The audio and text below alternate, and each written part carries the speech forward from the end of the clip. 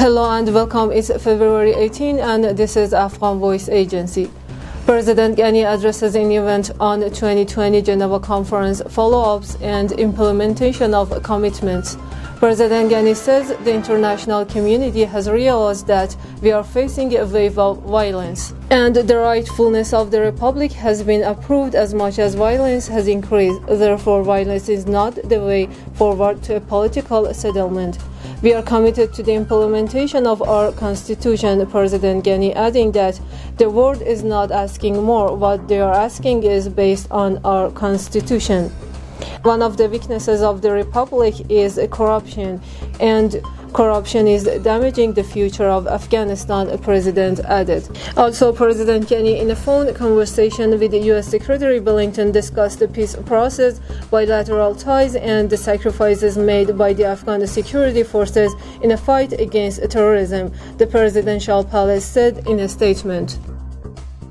Lawmakers from Kandahar and Helmand provinces in Afghanistan's House of Representatives on Wednesday said that internal rifts between local officials and the poor management of jobs and the local authorities' pursuit of personal businesses has pushed Kandahar to the verge of falling to the Taliban.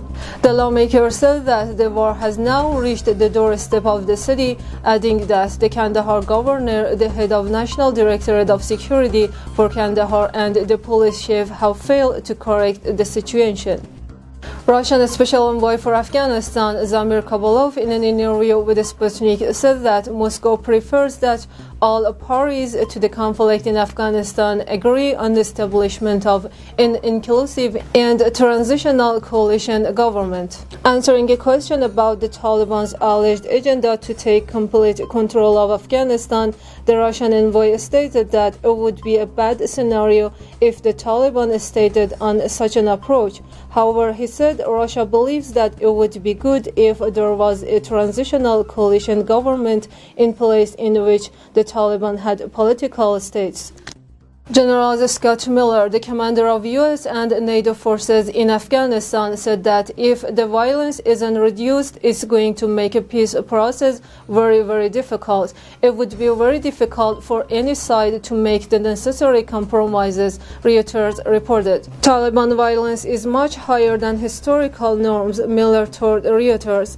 It just doesn't create the condition to move forward in what is hopefully a historic turning point for Afghanistan. Former Vice President Marshal Abdul Rashid Dostum on Wednesday said that there is still a presence of some top al-Qaeda affiliates in northern Afghanistan who have close ties with the Taliban. Referring to recent rhetoric by Gulbuddin Hekmatyar, the leader of Hizb Islami, Dostum said that he will not allow Hekmatyar to change the political system and government. 24 security force members and civilians were freed from a Taliban jail in an operation by Afghan commandos in Kunduz province on Wednesday night, the Special Forces Corps said in a statement.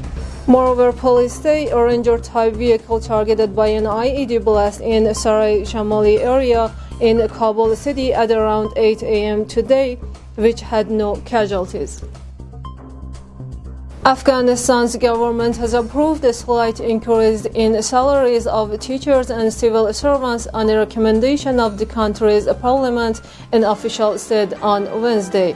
Good news for all public servants, with the increment of 2,000 Afghanis in salaries of teachers and the low-ranking public servants. A step towards approval of the annual budget has been taken, said Mir Afghan Safi, chairman of the Parliament's Finance and Budget Committee.